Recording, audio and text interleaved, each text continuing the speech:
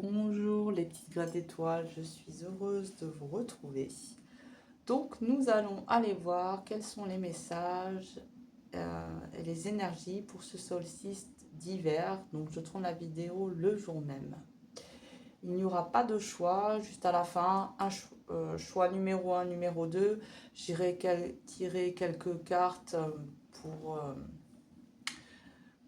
vous accompagner dans l'énergie du moment. Donc, on va commencer. On va aller voir quelles sont les énergies pour cette humanité.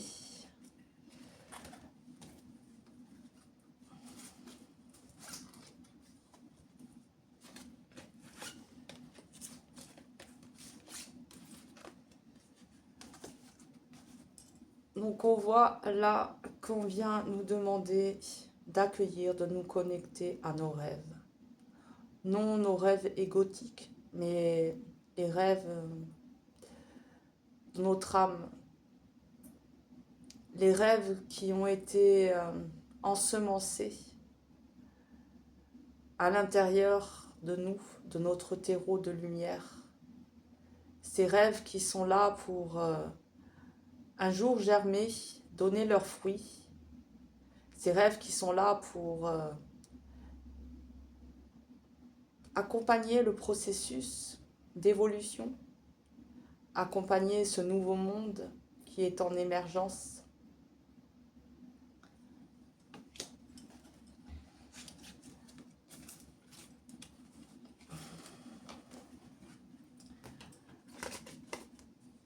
On voit qu'il peut y avoir du chagrin parce qu'on voit que là, il est retourné. Mais que justement, c'est en accueillant nos rêves qui sont en lien avec notre vérité profonde que nous allons pouvoir apaiser certaines de nos souffrances, certaines de nos douleurs. Et on nous parle ici encore de transmutation. Transformer le plomb en or. Nous sommes des alchimistes. Et on le sait très bien hein, que pour justement accompagner ce processus d'évolution, il nous est demandé de venir transmuter le plomb en or, de transformer l'énergie dense en énergie lumière. Et chacun d'entre nous, nous sommes invités à cette évolution. Et pour y participer, c'est d'abord à l'intérieur de nous que ça se passe. Venir transmuter certaines de nos souffrances, venir transmuter notre passé, certaines de nos peurs, de nos croyances.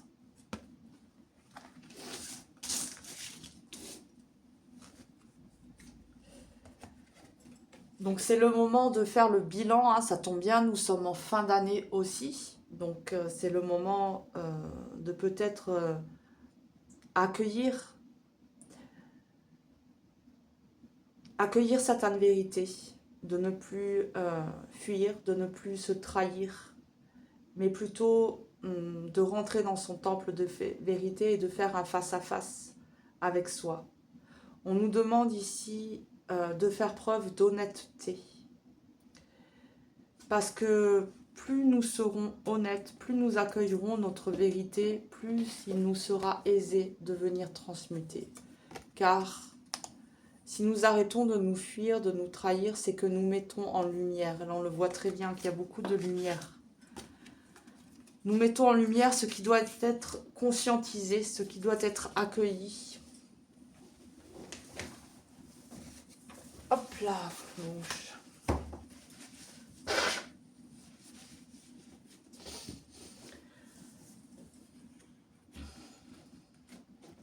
Alors, on continue.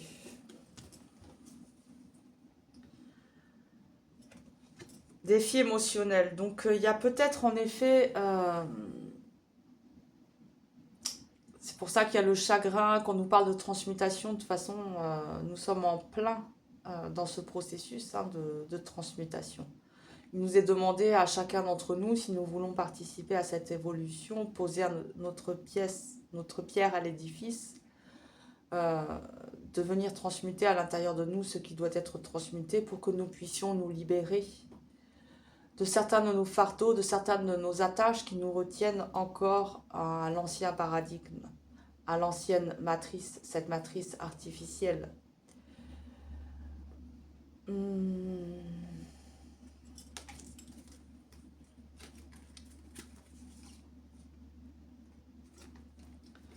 Ouais, nous sommes invités à quelque chose de très lumineux, à venir explorer certaines parties de nous, certains espaces en nous, certaines dimensions en nous qui ont alors été parfois oubliées.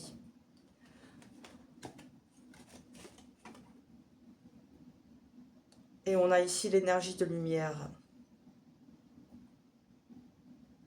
Voyez la beauté en toute chose. De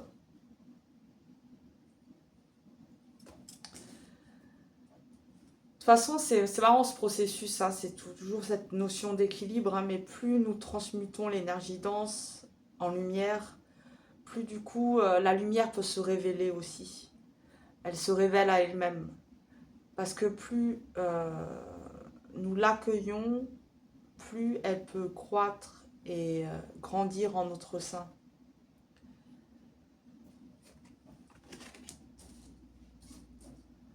Donc là, on le voit encore que c'est une douce invitation, une douce promesse, hein, que plus nous allons pouvoir nous délester de certains de nos fardeaux, plus la lumière va pouvoir se révéler à nous.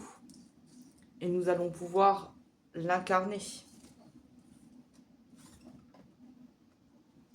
Là, nous avons les codes de lumière avec ancrer votre lumière. Donc il y a vraiment quelque chose de très lumineux durant ce solstice. Pourtant, on est donc le jour le plus sombre et pourtant, il y a une invitation à accueillir la lumière en nous, à pouvoir la faire jaillir en notre sein pour qu'elle puisse aller se loger dans chacune de nos cellules, au cœur même de notre ADN, pour que nous puissions vraiment lui donner vie et que chacune de nos paroles, de nos actions soient empreintes de cette lumière, soient au service de cette évolution, de cette lumière. Nous sommes des êtres de l'amour et de la lumière, on nous le rappelle ici. C'est là qu'est notre véritable nature. Voici quel est le nom de notre Père et de notre Mère. L'un s'appelle amour et l'autre s'appelle lumière.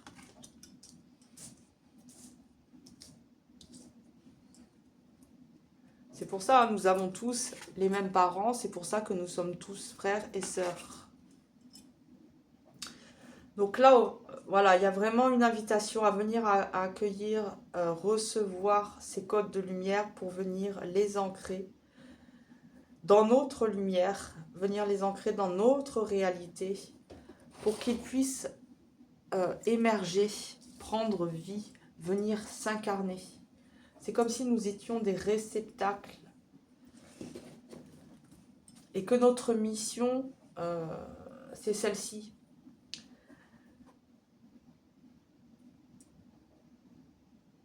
J'ai l'image que nous soyons tous... C'est comme si nous étions tous des petites graines et l'on choisit d'incarner la lumière et que ces petites graines portent en elles la lumière.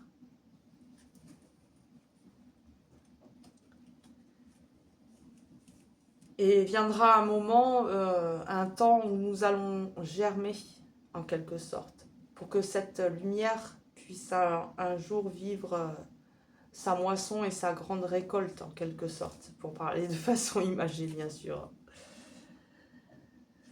Alors, et voilà, nous sommes invités au lieu où tout va bien. On le voit, il y a beaucoup de lumière encore qui ressort avec la transmutation justement. De toute façon, plus nous transmutons, plus la lumière peut prendre vie, peut venir s'incarner.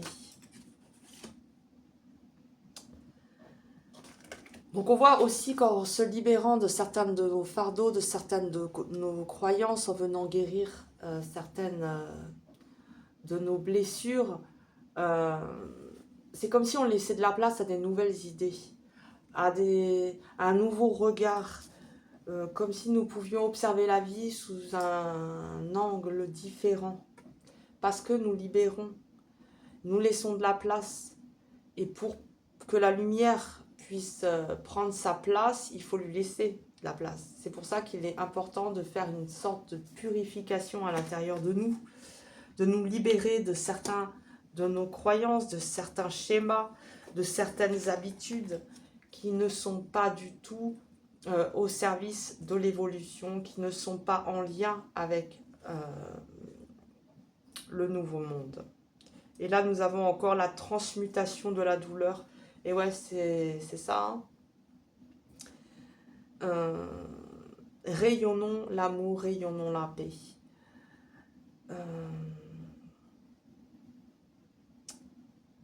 Parce que plus on nourrit des émotions négatives, plus nous nourrissons des sortes de parasites énergétiques.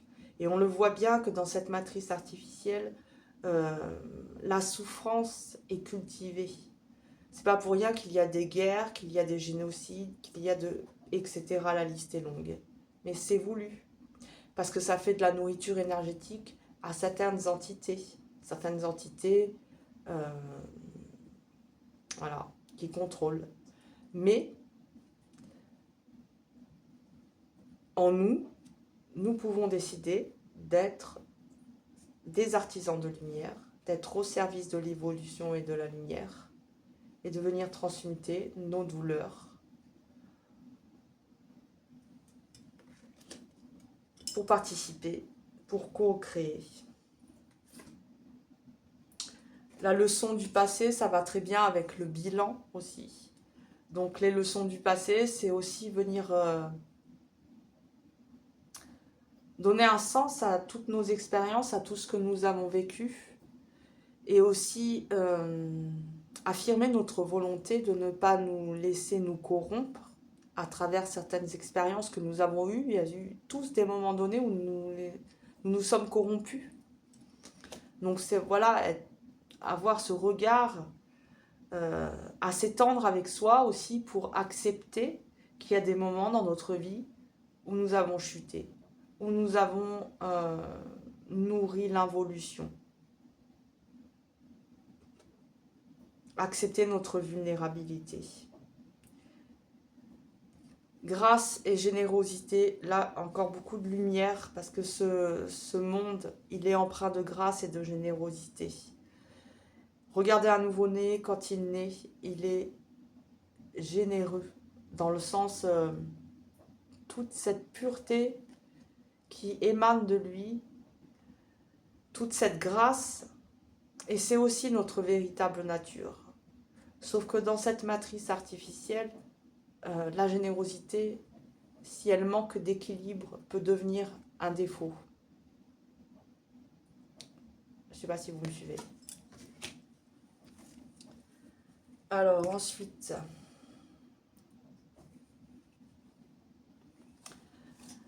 donc on nous demande d'être courageux, forcément, mais que la vérité conquiert tout. Voilà. Et d'être courageux parce que, en effet, la bête se débat. Sentant sa fin venir, c'est parfois là où elle est le plus virulente. Donc on nous demande d'être courageux, mais aussi de garder la foi et de garder en mémoire que la vérité conquiert tout, que la vérité prendra sa juste place, sa place qui lui est due. Adoptez-vous à une situation nouvelle, forcément, il y a des nouvelles fréquences. Voilà, en plus il y a une grosse planète qui est rentrée dans le Verseau pendant 20 ans et qui va venir amener beaucoup de nouveautés aussi. Donc voilà, on rentre dans un nouveau monde, donc adoptons-nous à des nouvelles fréquences, à ce nouveau monde qui est en émergence.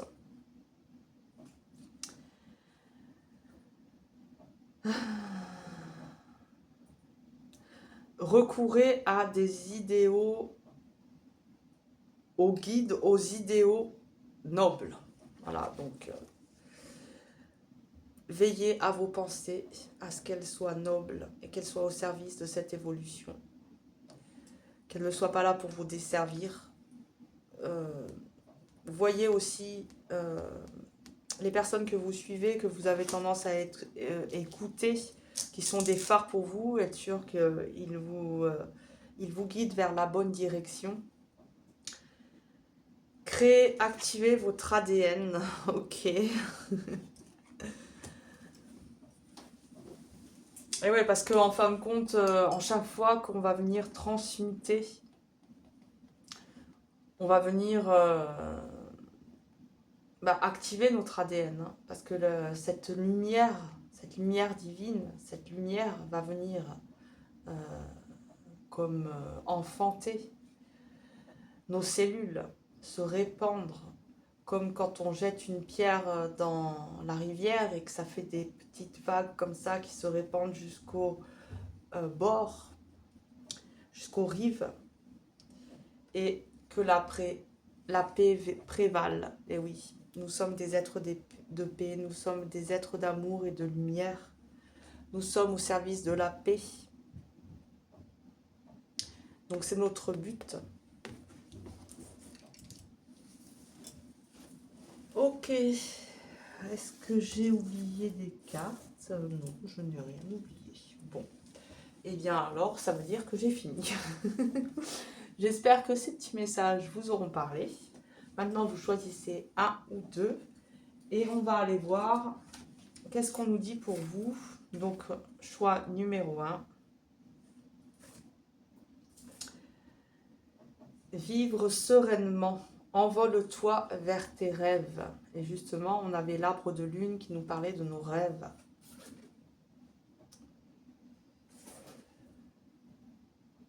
Prends soin de tes pensées. Donc voilà, veillez à ce que justement vos pensées soient là pour servir vos rêves et vous accompagner dans ce processus de réalisation, de co-création pour que vous puissiez manifester vos rêves dans votre réalité. Faites gaffe que vos pensées soient là pour accompagner ce processus et non pour vous desservir ou vous ralentir ou vous perdre foi et confiance. Et là, j'ai mis à l'envers et je ne sais pas du coup ce que c'est. Donc, je ne peux pas. Et là, j'ai dû faire pareil. Donc, voilà. Nous passons au choix numéro 2. Et là, nous avons les blessures. Qui vit se blesse et qui se blesse se renforce. Alors, c'est possible que vous soyez dans une période... Voilà.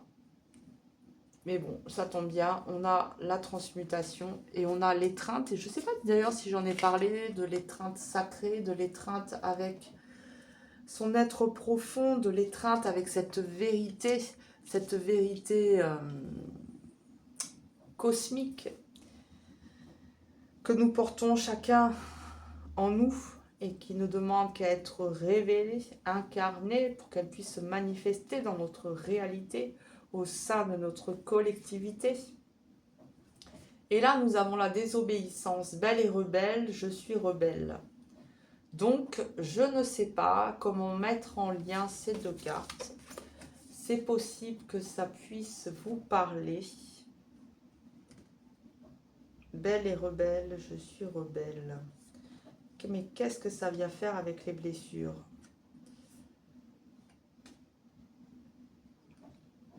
Peut-être que certaines de vos blessures vous ont rendu rebelle, mais que en fin de compte, ça vous a aidé. Parce qu'en fait, des fois, ce qui peut nous sembler négatif, il y a toujours une petite pépite d'or cachée sur le chemin. Et c'est possible qu'en fait, il vous est demandé de prendre conscience que dans vos blessures, il s'est parfois caché des petits trésors.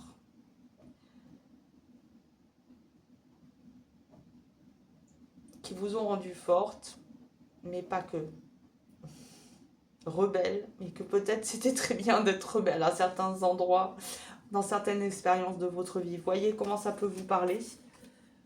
Mais bon, pour moi, quand on n'est pas un mouton, on est un peu rebelle, forcément, dans cette société, dans cette matrice artificielle. Voilà, j'espère que ces petits messages vous auront parlé. Je vous souhaite de prendre soin de vous et à bientôt.